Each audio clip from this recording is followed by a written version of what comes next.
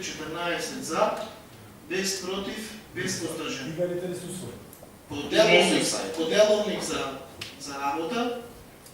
Ние с 14 гласа за, откликате усвоение. Не може да е усвоена, трябва да има мнозинство от силе тогава. Значи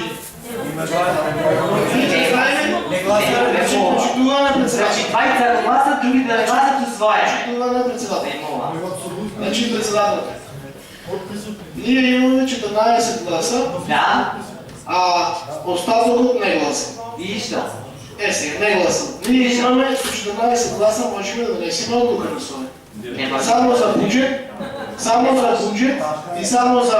Абсолютно мнозинство е. Значи, само за бюджет ни са потребни 16 гласа. Все друго може да оди с останалци гласове. Така е регулирано останало и така е регулирано делото. Добре, хайде. Видете кратко. Видео